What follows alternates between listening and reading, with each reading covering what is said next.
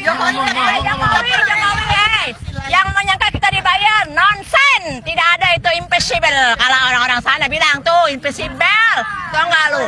Kita ini orang kaya hati semua, Mama RM, Bapak RM, orang kaya hati, duit banyak, kaya iman, nggak kayak Jokowi, kayak monyet, tau nggak? Lah liatin dong ARM mandiri gitu. Nah, jadi nih, Inilah dampaknya kalau aparat penegak hukum di bangsa kita tidak bisa tegas. Sehingga kita rakyat Indonesia dipertontonkan dengan perilaku-perilaku biadab. Seperti yang dikatakan oleh ibu tadi. Orang nomor satu di bangsa ini, Bapak Presiden Joko Widodo, dikatain kayak monyet. Sangat memprihatinkan. Assalamualaikum warahmatullahi wabarakatuh. Salam Om Swastiastu. Namo Buddhaya, salam kebajikan, dan salam sejahtera untuk kita semua. Sangat sedih ketika kita mendengar ucapan dari ibu tadi. Di usianya yang sudah uzur, bukannya semakin bijak, malah semakin kurang ajar. Di usianya yang sudah tua, bukannya mengedepankan sikap kebijaksanaan, tetapi tutur katanya benar-benar tidak beretika. Sangat sedih kita mendengarnya ketika orang nomor satu di bangsa ini dikatain kayak monyet. Apakah ini dampak karena aparat penegak hukum di bangsa ini tidak bisa bertindak tegas? Sekali lagi, kami sebagai rakyat jelata, ketika menyaksikan cuplikan-cuplikan video seperti ini, sangat menyedihkan. Di mana kira-kira marwah dari bangsa kita? Di mana kira-kira citra dari bangsa kita, bila pada akhirnya orang nomor satu di bangsa ini yang harus kita hargai, yang harus kita hormati, tetapi pada akhirnya dihina-dina, direndahkan, dikatain kayak monyet. Apakah pihak penegak hukum akan mencari ibu ini? Ataukah lagi dan lagi kita rakyat Indonesia dipertontonkan dengan sandiwara-sandiwara baru? Bukti bahwa aparat penegak hukum tidak mampu untuk bertindak tegas. Sehingga pada akhirnya orang-orang seperti ibu tadi bersama kelompoknya, mereka pun dengan seenak jidat dan semanis udalnya mereka untuk menghina orang nomor satu di bangsa ini. Inilah fakta, inilah realita. Mari, dalam beberapa menit ke depan ini, saya ingin mengajak pemirsa sekalian untuk bersama-sama kita menyaksikan kecaman-kecaman, hinaan-hinaan, tuduhan-tuduhan yang diarahkan kepada orang nomor satu di bangsa ini, yakni Bapak Presiden Joko Widodo. Menjelang masa purna tugasnya, bukan pujian yang dia dapat, tetapi cacian, hinaan, bahkan direndahkan. Sungguh sangat menyedihkan. Inilah cuplikan video selengkapnya. Presiden kita itu adalah tukang bohong, rajanya bohong. Jadi kenapa dia masih belum sadar tentang itu? Kita harusnya mulai dari diri kita sendiri dan melihat apa hasil kerjanya. Selama 10 tahun kita menandakan bahwa dia tidak Itu saya punya kamera itu. Anu mau. tidak ada kapasitas untuk itu. Jadi kenapa masih pada percaya dan berdiam diri untuk tidak speak up? Ayo mak, kita speak up bareng mungkin nih. Hanya kita segelintir yang berteriak, tapi itu real dan fakta. Nunggu apa lagi teman? Yuk kita bersuara. Ayo. Jangan Masyarakat yang menuntut pembatalan proyek IKN karena salah satu indikasi alasan tuntutan pembatalan IKN memang proyek IKN ini dugaan kuat kami dikorupsi. Ini yang penting ya, ini yang ingin kami teruskan kepada KPK.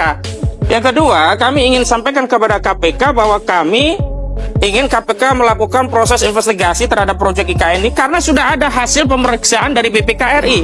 Ya, dalam ikhtisar hasil pemeriksaan BPKRI semester 2 di Maret 2024 itu tegas dijelaskan bahwa proyek IKN itu bermasalah. Yang substansi masalah itu ada dua hal. Yang pertama terkait kinerjanya, yang kedua terkait keuangan. Karena itu kita minta KPK untuk melakukan audit, bahkan audit investigatif.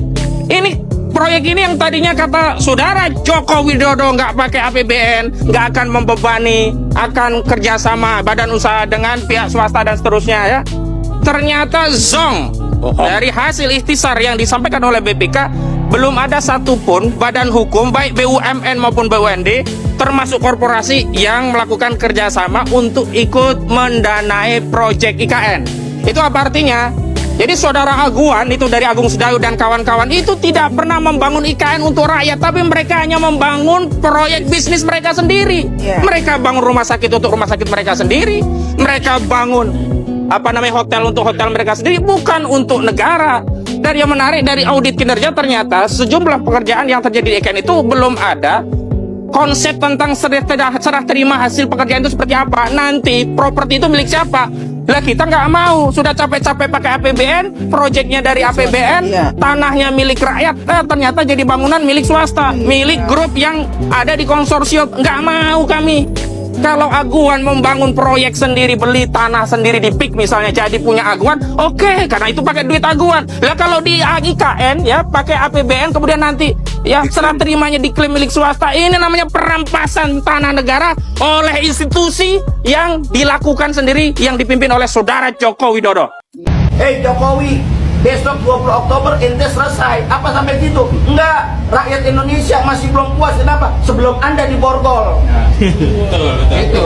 Sebelum Anda pakai jaket oranye. Kenapa? Banyak kerusakan yang terjadi. Iya, sekarang dapat, kemarin kita lihat dapat 1,2 hektar, milihnya di Solo. Kenapa nggak milih di IKN kalau saya sama IKN?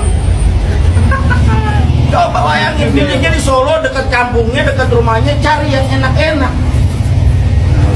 Yang harganya dahsyat, kenapa nggak milih di IKN sana? Yang dijadi kebanggaan dia saat ini. Ini luar biasa. Ya. Sekarang kita minta kepada rakyat Indonesia, kepada seluruhnya, ayo bangun bangsa ini dengan konstitusi yang benar. Ya. Jangan sampai mohon maaf kita diinjak-injak mulu. Nih mau kapan bangkitnya? Kapan rakyat Indonesia mau bangkit? Kapan pemuda-pemuda Indonesia mau bangkit? Pendidikan saja susah, mahal. Pekerjaan saja susah. Yang tadi Bang Egi katakan, mereka yang punya pakai jilbab pakai ini susah untuk nyari pekerjaan di tempat-tempat yang bagus.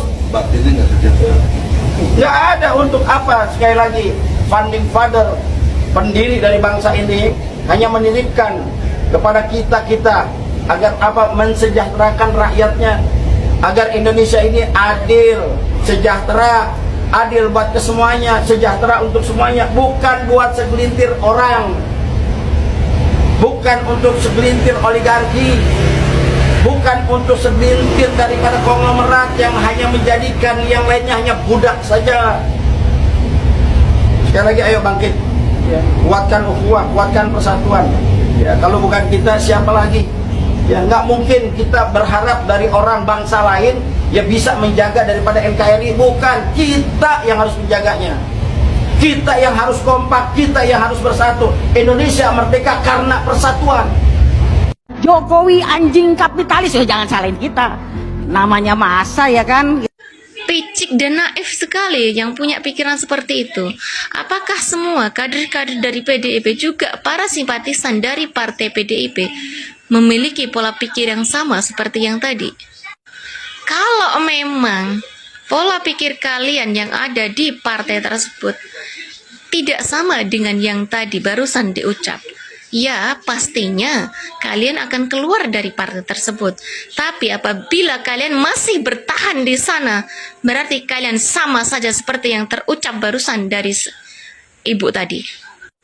Kami, rakyat Indonesia, rakyatnya Bapak Presiden Joko Widodo pemilih 02 beserta Prabowo Gibran, tidak rela selama 5 tahun ke depan di daerah-daerah kami, di wilayah-wilayah kami, di seluruh Indonesia dipimpin oleh kader-kader dari partai PDIP, gubernur, bupati, serta wali kota. Jadi, saat ini kita harus bersatu untuk tidak memilih orang-orang yang dicalonkan oleh partai tersebut. Paham semuanya? Ingat, Pak Jokowi saja sekarang diperlakukan seperti itu. Apalagi nanti di pemerintahannya Prabowo Gibran. Dan bisa saja orang-orang apabila yang menang mereka di pilkada nanti, orang-orang tersebut akan dijadikan alat untuk menjegal program-program dari pusat. Jadi, kita sebagai rakyat Indonesia harus waspada tentang itu. Paham semuanya? Yang paling banyak merugikan keuangan negara itu Pak Jokowi. Anda tahu akibat nikel dilarang, ya? Nikel dilarang, biji nikel yang dilarang, ya. Biji nikel dilarang, 95% biji nikel itu dipakai untuk perusahaan Cina. Dikasih harga, kan gak ada harganya. Harganya di Shanghai $80. Pemerintah resmi menetapkan buat Cina-Cina itu $34. 95% produknya diekspor ke Cina. Bebas bayar pajak 30 tahun. Tolol itu namanya. Perkarakan saya, silakan Pak Jokowi. Ini saya udah bilang kemana-mana. Bahkan sudah di sidang kabinet terataskan tuh omongan saya itu. Tapi masih dipidatokan lagi. Wah, kita dapat rezeki nombok 450 triliun. Kebohongan luar biasa itu. Kita kan secara rakyat Indonesia, Cina yang dapat 400 triliunnya itu. Jadi jangan main-main ngurus negara Pak Jokowi. Ya, jangan naif itu gitu. Menurut saya udah keterlaluan, makanya saya bilang Pak Jokowi itu yang dia rusak bukan karena korupsi zaman Pak Harto, KKN. Yang dia rusak nih fondasi bernegara. Jadi harus dilawan. Udah bisa lihat lah. Ada yang beres nih, lembaga-lembaga negara. Polisi kayak begitu, ya enggak? Kejaksaan kayak begitu. Ya, nangkepin orang. Sekarang nakut-nakut David Lim itu membuat saya pahlawan yang bisa menyuarakan itu, ya, suara orang kecil itu. Maaf saya terlalu emosi. IKN tuh alot, ya sederhana aja. Mana ada IKN dijadikan bisnis? Nggak ada. Namanya otorita, badan otorita kan otaknya bisnis. Badan otorita tuh otaknya bisnis. Ya, otorita Batam, otorita Jatiluhur, bisnis. Nah, kalau bisnis, itu hitung-hitungan bisnisnya tuh, kalau saya bangun properti di sana, penduduknya 5 juta. Dalam 10 tahun. Nggak bisa saya bikin properti, seperti Ciputra Group itu, bikin properti kalau penduduknya cuma 200.000 dan PNS semua. Mau Ciputra Group bangun kalau seluruh kebutuhan pegawai negeri dia yang bangun, gitu. Bisnis tuh bisnis, sama juga badan otorita. Jadi yang mau dibangun Pak Jokowi kan bukan ibu kota sebetulnya. Pusat bisnis baru, memfasilitasi hampir semua oligarki di situ. Ada Hasim Joyo Hadikusumo dapat pengadaan air. Ada Sukanto Tanoto yang pembayaran tanahnya nggak tahu kapan. Ada Starbucks, ada Kopi Kenangan, yang gitu-gitu aja diurus. Oke guys, itu adalah cuplikan-cuplikan video terkait dengan kecaman, terkait dengan hinaan kepada Presiden Joko Widodo. Saya secara pribadi hanya mau katakan bahwa beginilah, kalau rasa sakit hati itu sudah akut, apapun yang dilakukan oleh Presiden Joko Widodo tidak ada yang benar, semuanya salah. Sekali lagi, kalau kita punya rasa sakit hati yang akut, rasa benci yang begitu luar biasa, maka apapun yang dilakukan oleh orang itu, entah itu tentang kebenaran, entah itu tentang kebaikan dan lain sebagainya, pasti selalu saja dianggap salah dan tidak benar. Kalau kita mau perhatikan cuplikan-cuplikan video dari awal hingga akhir, terkadang saya menilai bahwa mereka ini adalah satu komplotan sakit hati. Sekali lagi, komplotan sakit hati. Coba kita runut baik-baik. Dari cuplikan video yang pertama sampai cuplikan video yang terakhir. Seringkali saya perhatikan orang-orang ini yang selalu saja mencaci maki, menghina dina kepada Bapak Presiden Joko Widodo. Tetapi yang saya pertanyakan, kenapa sih aparat penegak hukum di bangsa ini seolah-olah tidak mampu untuk menindak tegas manusia-manusia sakit hati, manusia-manusia yang di dalam dirinya hanya ada rasa benci, sehingga segala sesuatu yang dilakukan oleh Bapak Presiden Joko Widodo itu selalu salah. Tidak ada yang benar sama sekali. Pembangunan IKN untuk ibu kota negara juga dikatakan salah.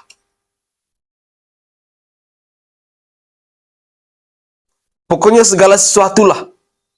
Apa yang dilakukan oleh Presiden Joko Widodo tidak ada yang benar. Padahal, kalau kita mau lihat dengan hati nurani kita, mau berpikir secara waras, dengan menggunakan logika akal sehat kita, lihat dengan mata kepala saja, kita sudah bisa merasakan perubahan, perbaikan, pembangunan, dan lain sebagainya. Tetapi, hal-hal semacam ini akan susah kita jelaskan kepada mereka-mereka yang rasa sakit hatinya itu sudah sangat luar biasa. Kepada mereka-mereka yang di dalam dirinya itu sudah tumbuh rasa benci, rasa dendam, iri dan dengki kepada Presiden Joko Widodo. Sehingga jangan pernah berharap bahwa apa yang dilakukan oleh Presiden Joko Widodo itu akan benar di mata mereka. Ketika mereka mengajak rakyat Indonesia, kira-kira rakyat mana yang mau mengikuti ajakan mereka? Saya sangat yakin dan percaya orang-orang waras, orang-orang yang masih mampu untuk menggunakan hati nuraninya dengan bijak, pasti mereka akan tertawa. Sama halnya seperti saya. Ketika saya melihat cacian, hinaan, bahkan Joko Widodo dikatain kayak monyet. Sedih sih ya, tetapi saya juga merasa lucu. Lucu ketika melihat orang-orang yang tidak mampu untuk move on. Lucu ketika melihat orang-orang rasa sakit hatinya itu belum pernah sembuh. Saya hanya khawatir kalian bisa kena stroke. Saya hanya khawatir kalian bisa meninggal dengan tiba-tiba. Ya karena di dalam diri kalian tidak pernah tumbuh sebuah perasaan untuk bersyukur, untuk melihat segala sesuatu itu apa adanya. Tetapi yang ada di dalam diri kalian itu selalu ada rasa iri hati, rasa benci, rasa dendam, rasa sakit hati. Dan saya doakan semoga cepat masuk liang lahat. Itu saja harapan saya. Biar jangan mempengaruhi generasi penerus bangsa. Dengan pola pikir kalian yang rusak, dengan pola pikir kalian yang tidak mau maju. Sekali lagi saya doakan, semoga kalian-kalian yang katain Jokowi kayak monyet, yang selalu menilai Jokowi salah, apa yang dikatakan oleh Jokowi, apa yang dikerjakan oleh Jokowi, apa yang dibangunkan oleh Jokowi tidak ada yang benar. Cobalah fungsikan hati nuranimu dengan normal. Move on lah. Usia-usia kalian itu sudah uzur. Sebentar lagi mau masuk liang lahat. Bertobatlah. Ayo. Bertobatlah dan berubahlah.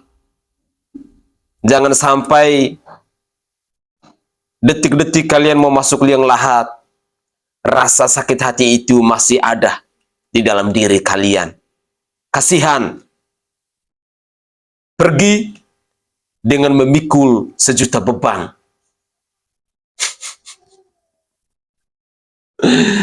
Oke guys, mungkin itu saja komentar singkat dari saya. Semoga saja kalian-kalian yang sampai saat ini belum mampu untuk move on, yang di dalam diri kalian masih tumbuh rasa sakit hati, masih selalu benci dengan Jokowi, masih ada dendam dengan Jokowi, sampai sebentar lagi Jokowi juga mau masa purna tugasnya mau selesai. Harapan saya, semoga lekas sembuh. Jangan sampai penyakit stroke menghampiri diri kalian. Bahaya, sakit hati itu bisa berimbas pada sakit jiwa. Kasihan, di usia kalian yang sudah uzur, pada akhirnya, bila harus mendekap di rumah sakit jiwa. Saya Sainai, dari Provinsi Nusa Tenggara Timur, saatnya kita yang rakyat jelata harus berani untuk bersuara. Salam hormat, salam NKRI, dan salam Pancasila untuk kita semua.